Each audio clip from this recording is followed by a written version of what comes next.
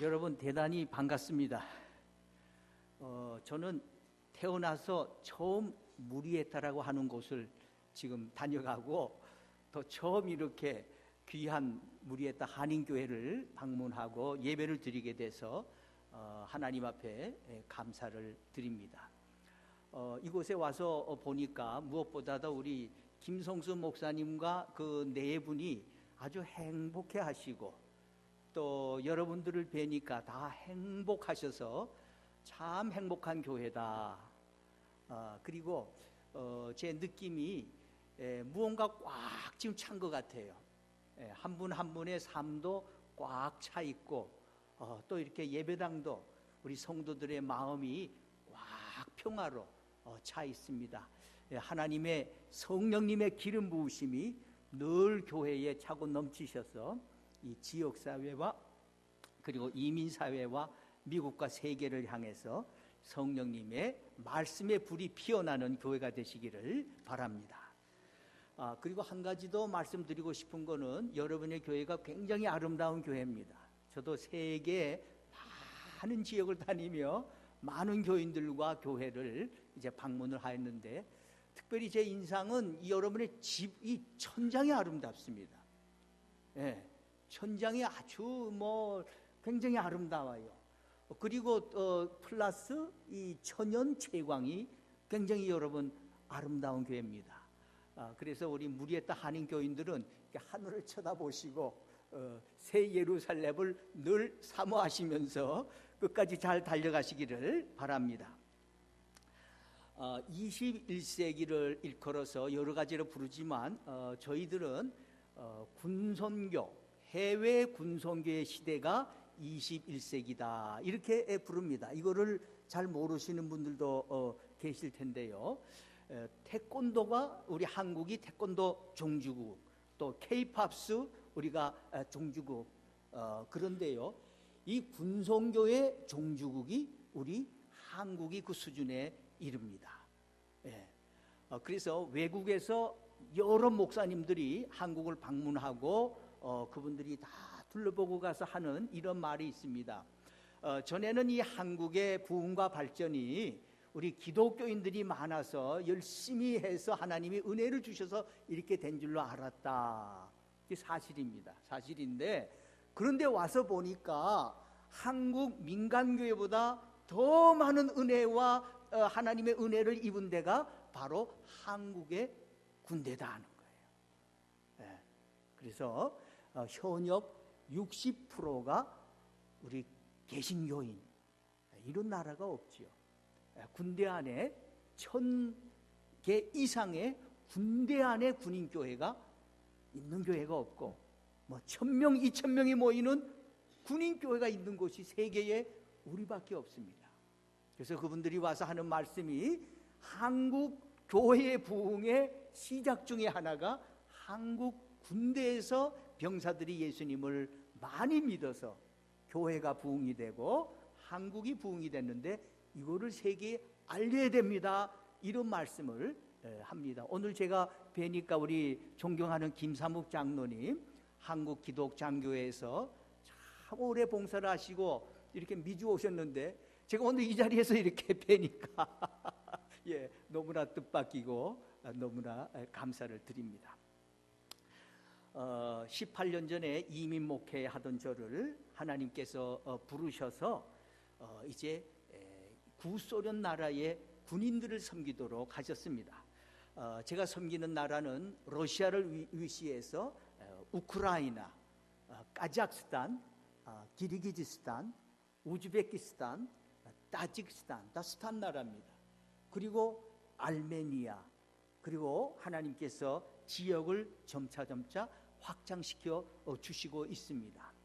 2000년 전에 사도 바울이 헬라어를 쓰면은 다 통했는데 지금 구소련 나라에서는 아직까지는 러시아어를 쓰면은 다 통해서 러시아어로 어려움없이 섬기고 있습니다. 그래서 많은 나라를 이제 방문을 하고 교인들을 만났는데요.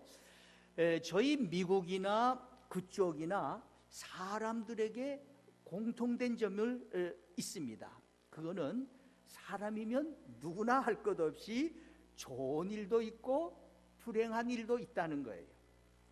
웃을 때도 있고 눈물 흘릴 때도 있고 잔잔한 날이 있는가 하면은 폭풍의 날을 누구든지 경험하게 되는데 이것은 예외가 없는 듯 합니다. 우리 믿는 사람들은 다 하나님의 자녀들인데요, 우리들에게도 폭풍이 찾아올 수가 있습니다. 내 잘못은 아닌데 좌우간에 우리가 엮어서 살기 때문에 우리 인생에 폭풍이 찾아옵니다. 이건 아무 때나 찾아올 수가 있습니다.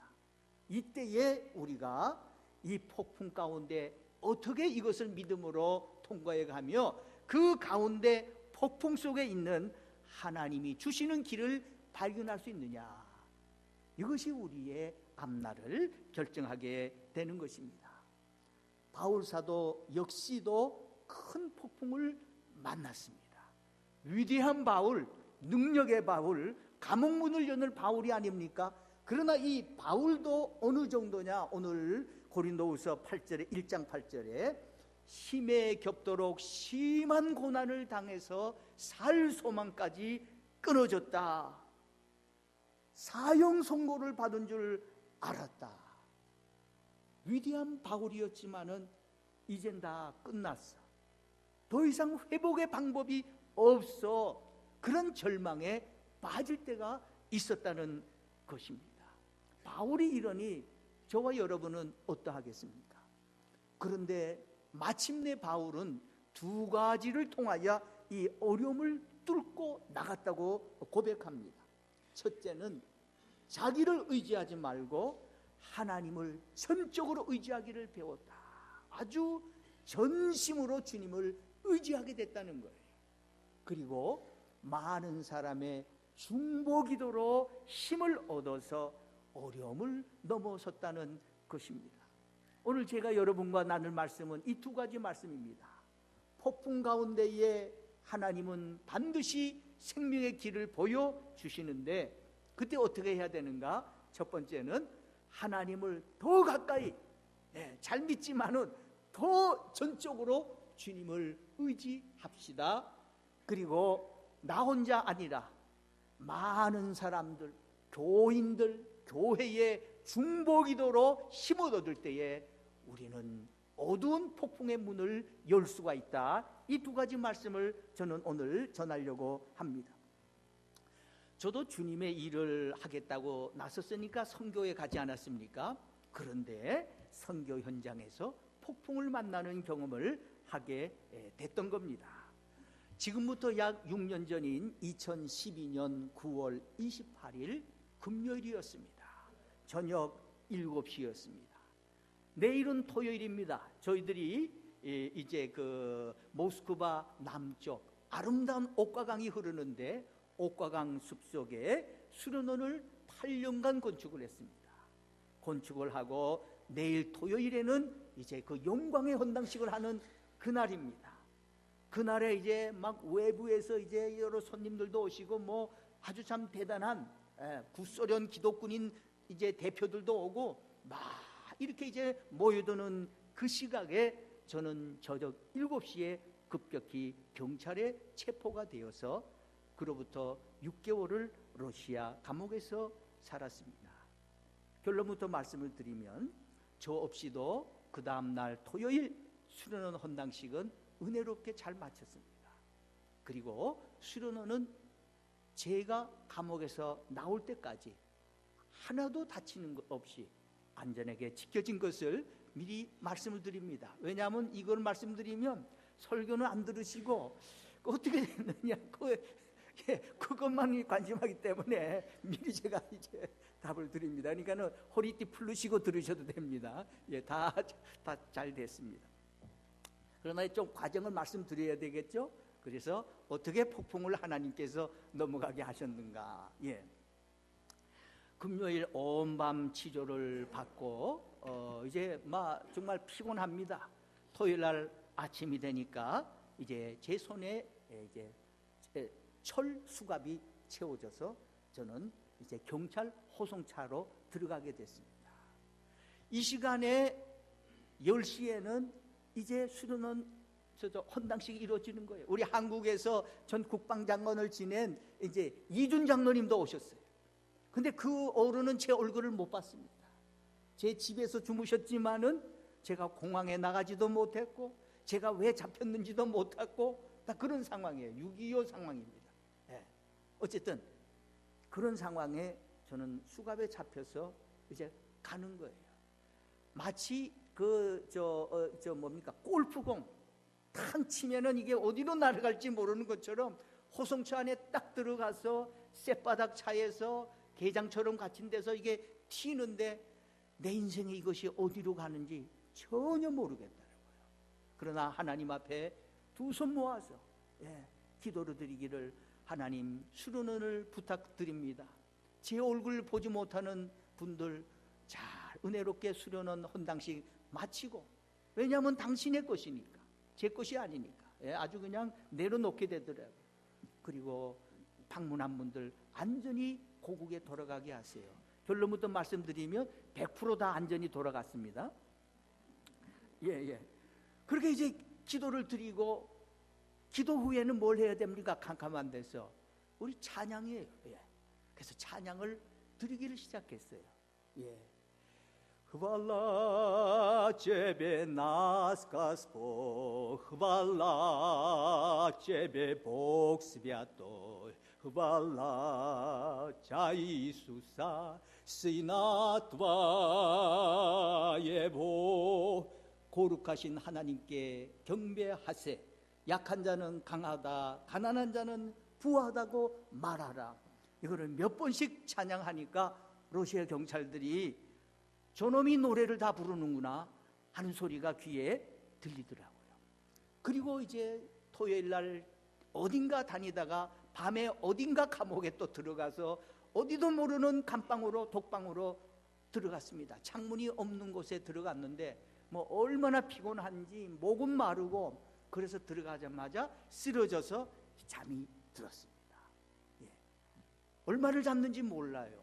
눈이 떠지니까 눈을 떴더니 캄캄해요. 천장도 보이지 않고 캄캄한 방에 제가 누워 있는데, 정말 이것이 어떻게 될지 전혀 앞뒤를 알 수 없는 상황인데, 한 가지는 확실했습니다. 뭔지 아세요? 오늘 주일이다.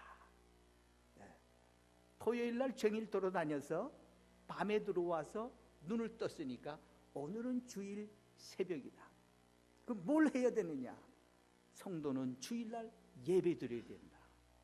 그래서 그냥 벌떡 일어나서 그 매트리스에서 무릎을 꿇고, 그 다음에 양손을 들고 거기서 찬양을 드리기 시작했습니다. 정말 혼자지만은 예배 드려야 되거든요. 예배 드려야 되거든요. 그래서 그 감방에서, 아마 처음 드리는 예배인지 몰라요. 그 감방에서는 거기서 찬양을 드리고, 이제 성경은 없잖아요. 근데 하나님께서 말씀을 보내주시더라고요. 말씀을 보내주시는데, 나의 달려갈 길과 주 예수께 받은 사명, 곧 하나님의 은혜의 복음을 증거하는 일을 마치려 하면은 나의 생명을 조금도 귀한 것으로 여기지 아니하노라. 사도 바울이 이제 그 예루살렘에 죽기를 각오하고 갔을 때 에베소 장로들에게 그가 이 말씀을 했습니다. 그 말씀을 다 주시더라고요. 이 말씀이 바로 내가 받아야 될 말씀이구나. 그래서 거기서 이제 큐티를 하는 거예요. 혼자 예배드리며 혼자 스스로에게 설교를 할 때에, 그 예배가 마칠 때에 두 가지 기도 제목을 주셔서 제가 두 가지로 주님 앞에 정말 무릎을 꿇고 간절히 기도를 드렸습니다. 주님, 제 목숨이 언제 끝날지는 모르지만은 그때까지는 주는 그리스도시요 살아계신 하나님의 아들이니이다 증거하다 가게 하소서. 두 번째 기도 제목, 몸은 죽이지만 영혼은 능히 죽이지 못하는 자들을 두려워하지 말게 하시고, 몸과 영혼을 모두 다 지옥에 멸할 수 있는 하나님만을 두려워하게 하소서. 하나님만을 두려워해야 제가 모든 것을 이길 수 있다 하는 깨달음을 얻었습니다. 그리고 그날 주일 이제 오후에 재판을 받고 이제 조사를 위해서 아무 특징한 건 없었어요. 조사를 위해서 이제 툴라에 있는 감옥에 2개월간 수감한다 하는 언도를 받고 감옥에 저녁 시간에 들어가게 됐습니다. 툴라는 여러분이 잘 아시는 러시아의 대문호, 전쟁과 평화를 쓴 톨스토이의 고향이 있는 도시입니다. 그런데 그 도시의 지하 감옥에 들어가게 됐어요. 들어갈 때에 다 이제 여러분 경험 있는 분은 아실 거예요. 다 벗고 다 조사하는데 다 내놔야 돼요. 먼저 이거 스마트폰, 우리가 이게 중독이 돼 있잖아요. 이걸 줘야 돼요. 이거 핸드폰 줘야죠. 지갑 줘야죠. 지갑에는 그래도 메모가 있어서 무슨 주소니 전화번호도 있는데 이제는 완전히 제가 기억하는 것만 기억하지 이제는 집 주소도 모르면은 기억 못하면 편지도 못 쓰는 거예요. 그거 줘야죠. 허리띠 다 주고 마지막에 구두끈까지, 구두끈도 뭐 위험한지 구두끈도 풀러서 주고 회에 열려진 이제 구두 조각 신고 이제 들어갔는데 그때 즉각 깨닫는 것이 완전히 이제는 정말 다 뺏겼구나. 하나도 남는 게 없구나. 남는 게 없더라고. 하나도 남는 게 없다. 그때 마음속에서요 아주 불길 같은 그 욕구가 일어났는데, 야, 내 손에 성경만 있으면 좋겠다. 그게 막 일어나더라고. 그래서 마침 그 앞에 이제 그 복도에 간수 3-4 사람이 서 있는데 용기를 냈어요. 그래서 말했어요. 혹시 여러분 성경이 있습니까? 성경 한 권 저에게 주십시오. 그랬더니요, 이 4 사람이 저를 보더니 고개를 흔들더니 하는 말이 성경이 뭐냐는 거예요. 성경은 하나님의 말씀인데 신약과 구약이 있는 게 성경이라고. 이 정도면 알아먹겠지. 그랬더니 고개를 갸우뚱하면서 모르겠다는 거예요. 성경이 뭔지. 그 충격이 순간적으로 오더라고요. 야, 이건 그냥 이렇게 잡힌 것도 기가 막힌데 이제는 성경의 이름도 들어본 적이 없는 이 감옥에 지금 제가 여기서 이제 앞으로 이제 있어야 하는구나. 근데 그 중에 한 간수가 무슨 생각이 들었는지 갑자기 사라져요. 10분 뒤에 다시 나타나더니 조그만 책을 하나 가져와서 이렇게 저한테 이제 내미는데 그게 보니까는 저기 신약 성경, 그리고 이제 저 첨부된 거 이제 그 시편 있잖아요. 그 러시아어로 된 이 납작하고 짧은 책을 주는데요. 그냥 덜컥 받고 감사하다고. 그 순간에요, 얼마나 기쁘고 얼마나 확신이 오는지 마치 제가 소위 천군 만마를 잡은 것 같아요. 큰 군대를 제가 그냥 양손에 지금 그렇게 그 성경이 큰 힘이 되었습니다. 그 뒤로 이 하나님의 성경 말씀이 저를 이제 붙잡아 준 것입니다. 그 다음날 월요일이 되니까는요, 척상 문이 열리면서 한 사람이 들어왔습니다. 그런데 제가 그때 이제 사람을 대할 때 이미 각오가 돼 있었어요. 생각해 보세요. 8년간 애써서 건축했던 수련원의 헌당식 집례자가 못했다. 이 세상 말로 하면은 조주받은 것이고, 그러나 이제 그런 생각은 없더라고요. 하나님께서 나를 버리셨다는 생각도 없고 조주받았다는 생각도 없지만은 분명한 거는 업사이드 다운이에요. 제 인생이 완전히 뒤집어져서 이게 삶과 죽음이 간격이 없어져 버리는 이제 그런 체험을 하면서 내가 각오가 됐습니다. 나는 죽을 수 있다 여기서. 그러니까 죽기 전에 한 사람이라도 복음을 전하다가 죽어야 되겠다. 그냥 그 열정만 이제 일어나서 한 사람이 또 들어오는데 이 사람이 모스크바 도로공사 사장님인데 700만 불을 인마이 포켓해서 7년형을 받으려고 들어온 사람이에요. 그러니까 굉장히 인텔리예요. 박사예요. 근데 그 얼굴에 이 사람이 막 처음 감옥에 들어오는 것 같아요. 저처럼. 그러니까는 그냥 얼굴에 그냥 걱정이 찼는데 저도 걱정이 찼지만은 이미 제가 죽기 전에 한 사람이라도 전하자 그래서 제가 달라붙었어요. 그래서 그 당시는 러시아어를 쏙 잘 못했어요. 그냥 막 띄엄띄엄 이렇게 이제 예수님을 믿으면은 하나님의 자녀가 되고 당신을 하나님은 돌보실 것이다. 이렇게 해서 30분을 이야기를 하고 그 다음에 당신 예수님을 영접하겠느냐. 그러니까요, 이 사장님이 나 그래요. 나는 러시아 말로 예스란 뜻이에요. 그래서 그러냐고. 그러면 따라하라고. 그래서 난생 처음으로 러시아 말로 나는 주님을 영접합니다. 저의 구주가 되십시오. 그걸 다 따라했어요. 그리고 그때부터 주일부터 그 감방, 조그만 감방, 그러니까는 9피트 아니 15피트 길이 9피트 폭, 거기에 4명이 사는 거예요. 거기에 화장실, 뭐 또 세수대, 텔레비전, 뭐 식탁, 침대 4개, 뭐 빨래 하는데 이게 있어요. 조그만데요. 오래된 건물. 근데 거기서 화장실과 그 입구 앞에 약 한 3피트 되는 그거 공간에 서서 매주일 10시부터 12시까지는 예배를 드렸는데 그 예배의 은혜가 뭐 기가 막혀요. 굉장한 은혜를 하나님께서 주시며 교회가 무엇인지를 이제 깊이 깨닫게 됐는데요. 거기서 첫날부터 예배를 드리는데 이제 아직 차입이 안 되니까 뭐 성경이 있습니까? 뭐가 있습니까? 완전히 그냥 기본적인 것을 가지고 2시간을 예배를 인도해야 되니까 교인 하나 놓고 둘이 이제 하는데요. 이게 전하는데 그 사장 얼굴에서 눈에서요 눈물이 괴있는 것을 발견했어요. 제가 이번엔 또 다른 쇼크를 받은 거예요. 쇼크를 여러 번 감옥에서 받았는데, 아니 한국 사람도 제가 설교하면은 눈물 보이는 예가 참 드문데 어떻게 러시아 사람이 이 엉터리 러시아 말을 듣고 이 사람이 눈물을 흘리는가? 그 눈물을 쭉 흘려요. 그리고 이제 그 후에 기도를 하는데 어떤 기도를 하느냐?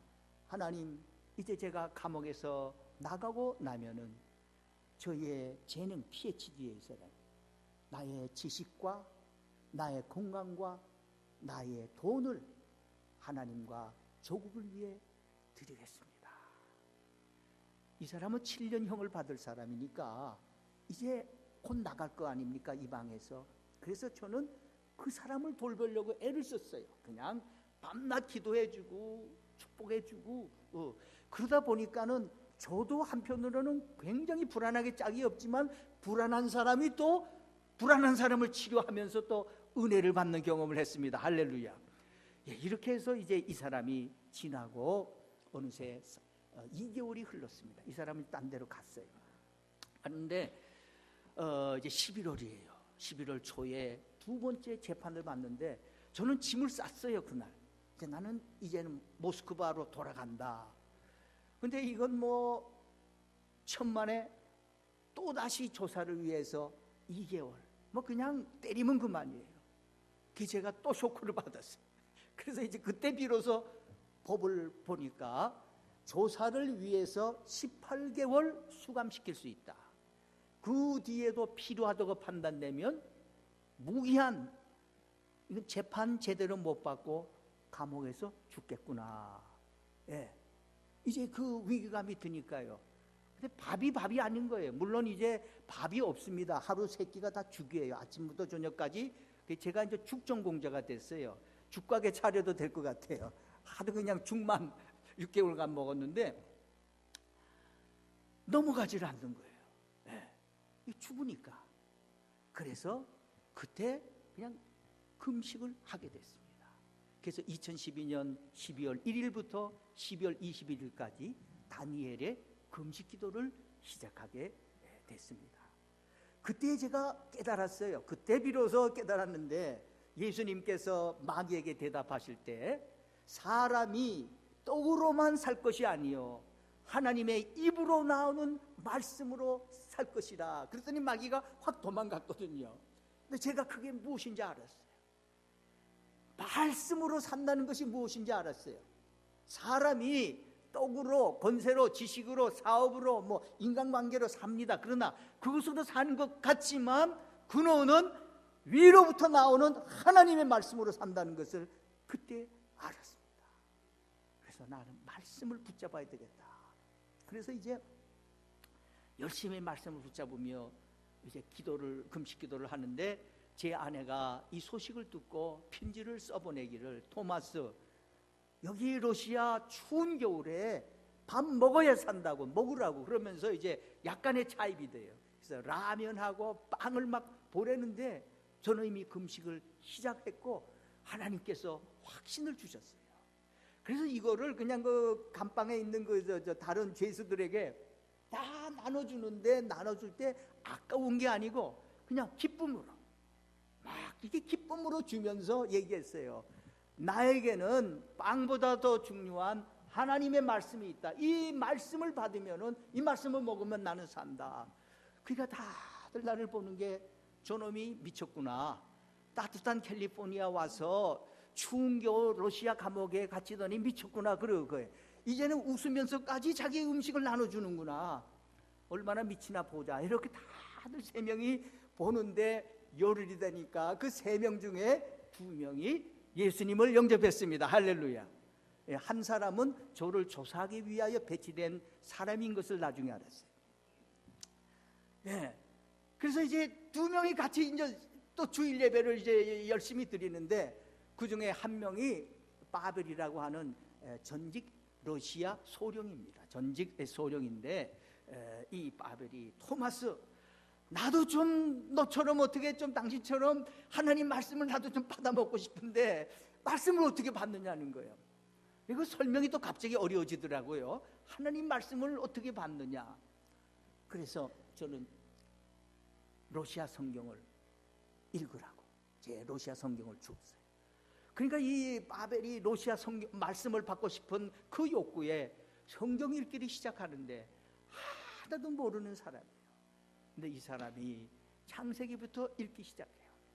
질문을 무수히 해요.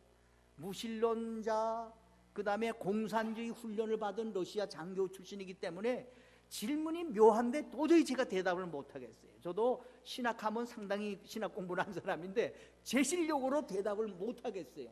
그래서 염려되기를, 야, 이게 제가 대답을 못하니 이 사람이 믿겠느냐.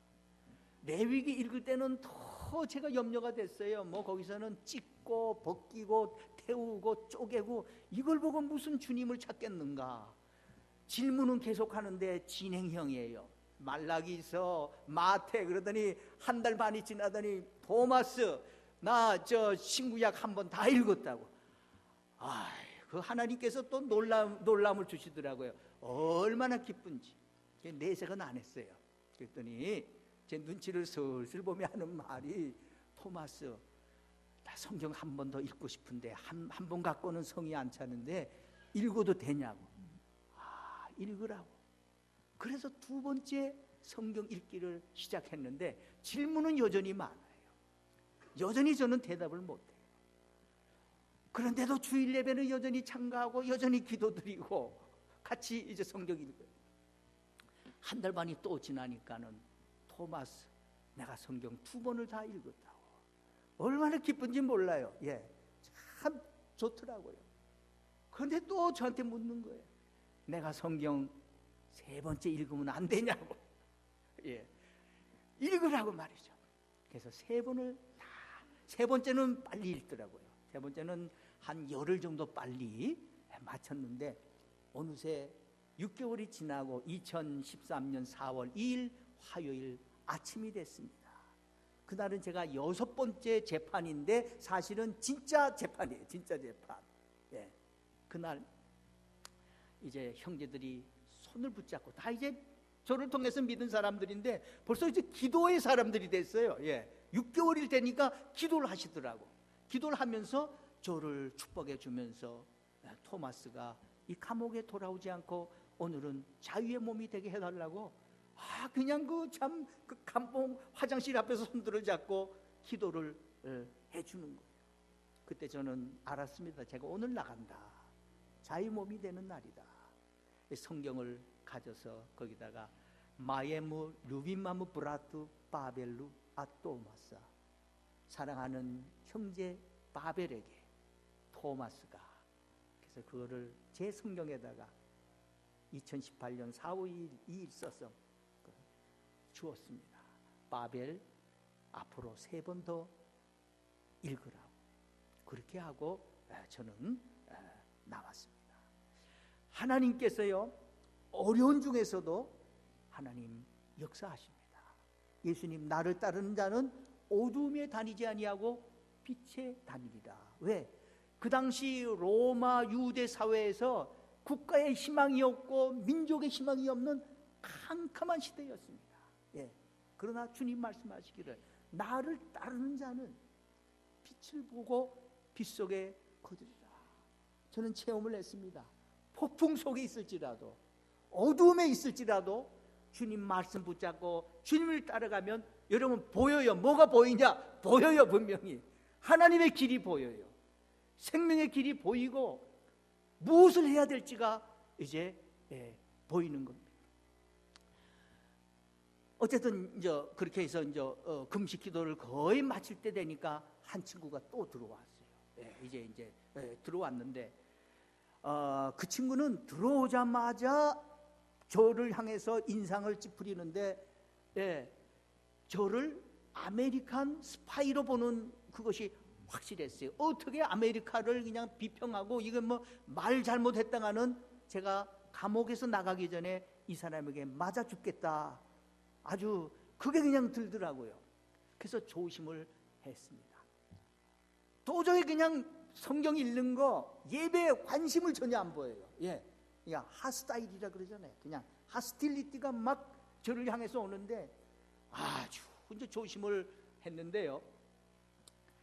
어느 날 이 친구하고 이제 옥상을 갔을 때 우리가 이틀에 한 번씩 1시간씩 그러니까는 1시간씩 15피트, 13피트 조그만 완전히 밀폐된 방 안에서 우리가 운동을 하도록 허락해요.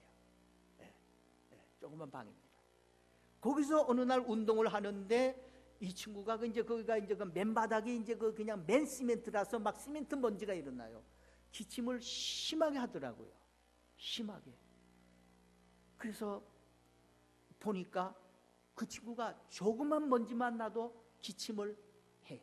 몸은 굉장히 근육형인데 폐가 병이 들은 사람이에요. 제가 마음의 깨달음을 얻었습니다. 야, 우리가 이 조그만 감방에 4명이 살고 있지만 생전 얼굴도 모르고 원하지 않는 곳에 살고 있지만 그러나 이 기간은 우리가 가족이다 하는 걸 제가 깨달았어요. 가족. 이 기간은 이 감방이 우리의 집이다. 집에는 서로 돌봐야 되고 같이 음식을 나눠 먹어야 되고 그리고 서로 사랑해야 된다. 그래서 그것을 제가 안 다음에 그 다음날 새벽 5시입니다. 늘 이제 6시 이제 감옥은 불이 들어오는데 저는 늘 5시에 일어났어요. 캄캄한데 일어나서 이제 제가 창문에 매달려요. 창문이 높은 데 있어요. 그래서 밖을 볼 수가 없는데 거기 그냥 두꺼운 쇠로 이제 도망 못 가게 창살이 있거든요. 이게 거기에 매달려서 오늘 여러분 교동문이 시편 139편 아닙니까? 그거를 그냥 마음속으로 제가 러시아어로 다 외웠어요. 주여, 내가 주를 떠나 어디로 가오리까? 하늘에 올라갈지라도 거기 계시며 저 깊은 음부에 내 자리를 펼지라도 거기에서 주님이 계시지 않습니까? 주에게는 낮과 밤이 하나이니 주님께는 밤이 낮과 같이 빛이 나이다. 주님, 저를 살려주세요. 이 감옥에서 건져내세요. 매달려서 정말 하늘을 막힌 콘크리트 그 천장을 바라보며 6개월을 주님 앞에 부르짖었어요. 그것이 아침에 저의 일과예요. 그런데 그때는 기도를 마치고 나서 그 다음에 그때부터 이제 아까 그 김 목사님이 마비라 그러는데 걸레, 마은 이렇게 이렇게 서서 하는 거고 그런 게 어디 있어요? 그냥 빗자루도 신통치 않으니까 이제 걸레를 가지고 손으로 딱 청소를 시작했어요. 예, 화장실 우선 우리가 비록 죄수고 사람 같지 않지만은 화장실이 깨끗해야 우리 가족의 자존심이 높아지겠다. 그래서 제가 화장실을 깨끗이 변기를 닦고 안에 뭐 얼마나 때가 있어요. 그것도 손을 넣어서 깨끗이 닦았어요. 그리고 또 빨아서 화장실 바닥 냄새 안 나게. 그 다음에는 이제 우리가 자는 모든 바닥을 닦은 거예요.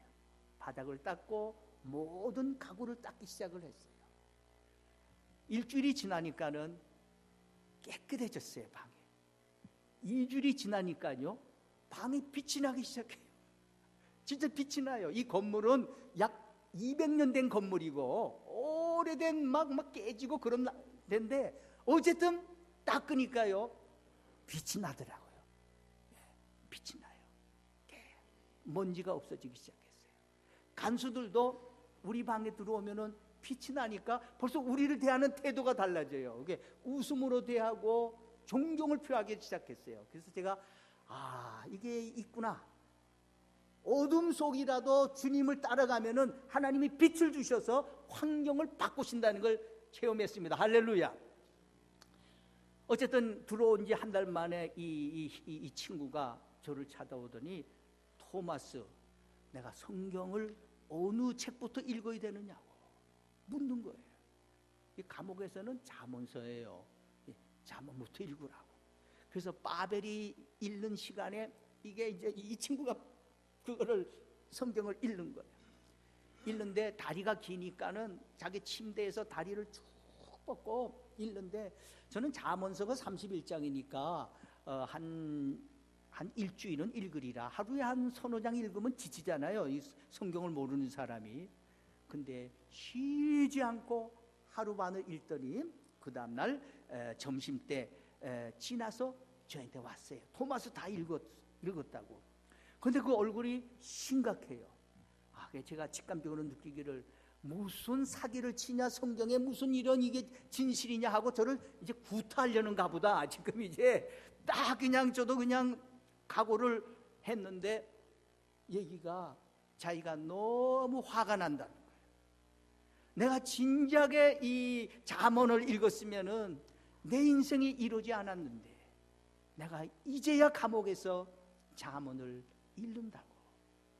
그리고는 그때부터 제가 나올 때까지 열심히 주일 예배에 참가하고 얼마나 그냥 도움이 됐는지 몰라요. 한쪽에는 이제 저녁 러시아 소령이 딱 오른편이 지키고, 한쪽에는 이 친구가 딱 지키는데, 이 사람은 제가 갇혀있던 툴라 도시의 시의원이었어요. 유명한 시의원. 예. 그래서 이 두 사람이 다 지켜줬습니다. 저는 거기서 다시 한번 확인을 했습니다. 하나님의 말씀은 누구에게나 필요하고, 이 말씀을 붙잡으면은 우리는 함께 배를 타고 나갈 수 있다 하는 체험을 했습니다. 이제 그 뒤로 이제 또 얼마가 지나서 새해가 됐는데요. 물론 예배를 드리지만요, 참 그 마음에 이제 또 다른 갈급함이 일어납니다. 그건 뭐냐면은 성찬식을 하고 싶었어요. 주님의 살과 피를 받고 싶은 마음이 간절히 일어나요. 어떻게 하면 주님과 제가 연합을 할까? 제가 목회할 때는 절기에 오는 게 성찬식이거든요. 근데 정말 간절하게 나는 이 감옥에 있지만은 주님의 그 연합하고 임재를 체험하고 싶었어요. 어느 날 바벨의 그 이제 아내가 차입을 할 때 포도송이를 차입을 했어요. 저는 그 중에서 이제 몰래 포도송이 몇 알을 뗐습니다. 떼서 플라스틱 컵 거기다 담았어요.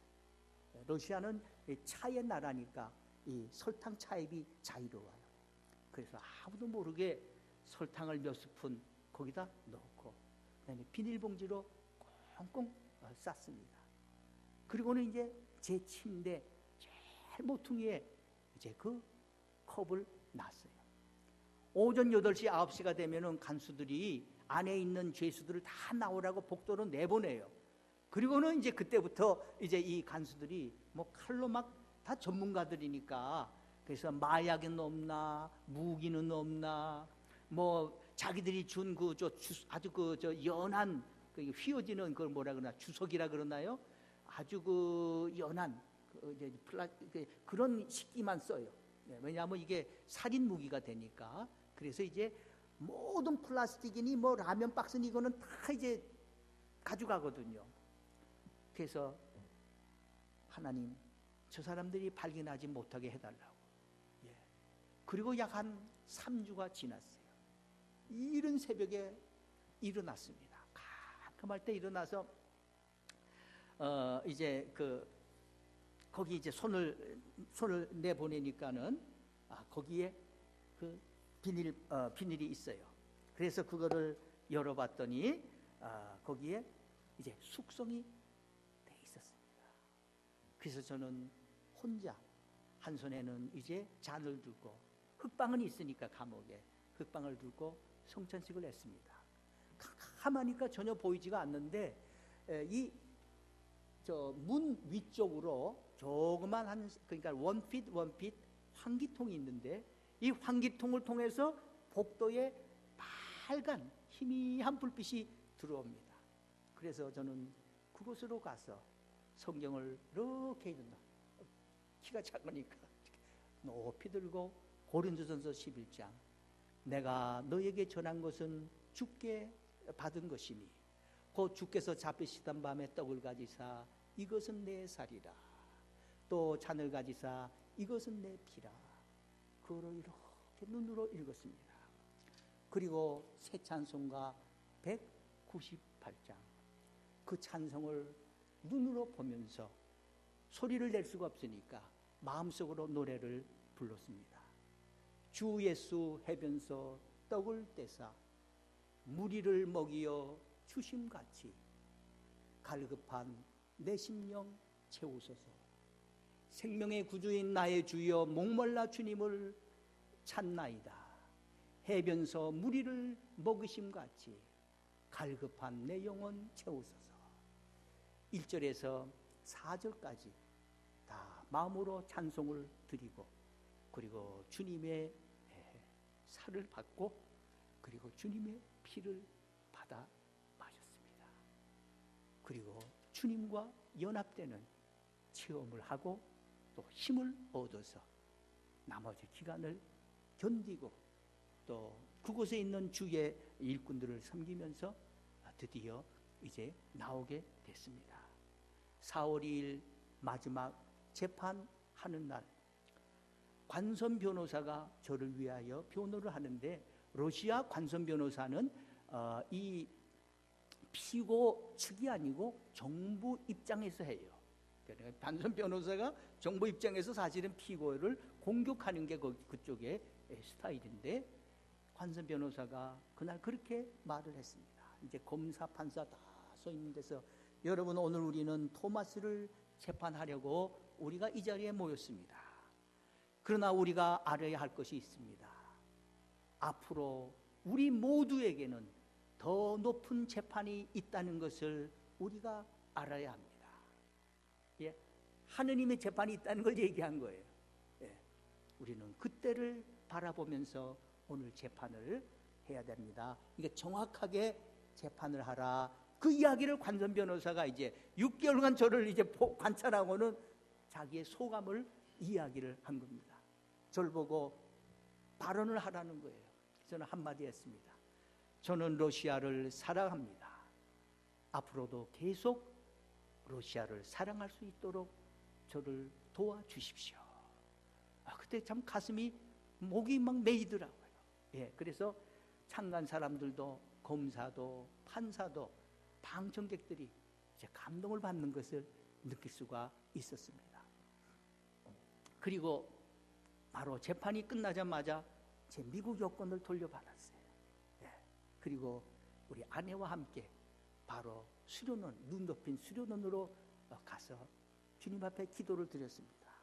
하나님께서는 하나도 다치지 않도록 수료원을 겨울 내내 지켜 주셨습니다. 오늘 사도 바울은 말합니다. 죽도록 심한 고난을 당해 살 소망까지 끊어졌지만은, 바울이 사도지만은 자기를 의지하지 말고 하나님만 의지하고 많은 사람의 중보 기도로 인해서 감사드림으로 이 위기를 돌파했다고 했습니다. 여러분, 우리 모두 다에게 언제든지 어려움이 찾아올 수 있습니다. 예, 우리가 찾는 것이 아니라 찾아와요. 어려움이, 이 폭풍의 구름이 찾아옵니다. 그때에 이렇게 생각하시면 됩니다. 예수님께서 나를 지금 찾으시는구나. 그리고 더 가까이 주님께 나가면은 예수님께서는 음성을 우리에게 들려주세요. 그리고 그 권능의 팔로 우리를 잡아주시고 필요하면 우리를 안아주시고 그리고 우리를 이끌어 주십니다. 그리고 그때 혼자만 기도할 것이 아니고 알려야 돼요. 이거를 알려서 그러니까는 홈그룹 구역회나 목장이나 동산이나 알리고 교회에 알리고 믿는 성도들에게 알려서 중보기도로 하도록, 그렇게 중보기도가 주님 앞에 쌓일 때에 말할 수 없는 탄식으로 들이시는 이 성령님의 역사 속에서 우리는 어둠 속에서도 빛을 보고 길을 발견하고 그리고 우리는 승리하게 될 것입니다. 저는 회고컨대 저는 약했습니다. 저 자신의 문제도 해결 못하는 사람이었습니다. 그러나 주님을 붙잡을 때 저 자신의 문제를 해결 못하지만 동시에 문제 속에 빠진 다른 사람들을 구원할 수 있었고 다른 사람들을 도울 수 있었고 다른 사람들에게 위로와 희망을 주는 역사가 있었습니다. 하나님께 가까이 하시고 늘 승리하시고 언제나 섬기시면서 끝까지 믿음의 경주로 달려가시기를 주님의 이름으로 기원합니다. 이 시간에 오늘 한번 들은 말씀을 가지고 주님, 저의 인생에 폭풍을 많이 만났고 또 앞으로도 많이 만날 수 있고 나의 자손들도 만날 수가 있습니다. 하나님, 바울처럼 자기를 의지하지 말고 더욱 가까이 주님께 하게 하시고 중보기도의 힘을 통하여 이 어려움을 극복하여 어둠 속에서 빛을 발하고 참 그 동굴 속에서도 주님의 사랑을 증거하는 우리를 만들어 주옵소서. 성령님의 기름 부음을 주시옵소서. 한 2분 정도 기도하실 분들 우리 함께 기도하시고 제가 마친 기도를 하겠습니다. 다 함께 기도하십시다. 오 하나님 아버지, 감사합니다. 주님이여, 힘에 겹도록 심한 고난을 당하여 쓰러지고 하나님 아버지 살 소망까지 끊어졌지만은 아버지 하나님이여, 주님 앞에 나아갈 때에 손을 잡아주시고 위로하시고 빛을 비춰주심을 감사합니다. 하나님 아버지시여, 참으로 이 험한 세상을 살아갈 때에 파도가 밀려오고 물결과 바람이 밀려올 때에 하나님 넘어지지 말게 하시고 더욱 주님 앞 보좌 앞에 나가게 하시고 은혜의 보좌 앞에서 담대히 구하면서 손에 손을 잡고 하나님 중보기도로 어려움을 극복하고 승리하는 우리들을 만들어 주시옵소서. 우리의 생명이 주님 앞에 있습니다. 우리의 생명이 기록된 것을 압니다. 끝까지 하나님 담대하게 나가게 하시고 끝까지 지치지 않도록 붙들어 주시옵소서. 하나님 아버지, 때로는 어둠과 폭풍과 바람이 우리에게 몰려올 때가 있는 줄 압니다. 혹시 그러한 와중에 빠져있는 우리 중에 또 어떤 분이 있을 수도 있습니다. 하나님 아버지시여, 참으로 주님을 더욱 가까이 하게 하시고 주님의 말씀을 붙잡게 하시고 새롭게 기도의 사람, 헌신과 성령님의 사람으로 우리를 변화시켜 주시기를 원합니다. 우리 마음속에 간절한 욕구를 주셔서 주님의 말씀을 더욱 경외하며 사모하며 찾게 하시고 하나님, 주님의 말씀으로 아버지 하나님, 나뿐만 아니라 내 주변의 약한 사람들을 세우고 도우고 일으킬 수 있는 능력을 더하여 주옵소서. 아무리 어려운 일을 만날지라도 주는 그리스도시요 살아계신 하나님의 아들이니이다 고백하게 하여 주시고 마지막 날 주님 보좌 앞에 설 그날까지 믿음의 장부로 앞으로 전진하는 하나님의 일꾼들로 삼아 주시옵소서.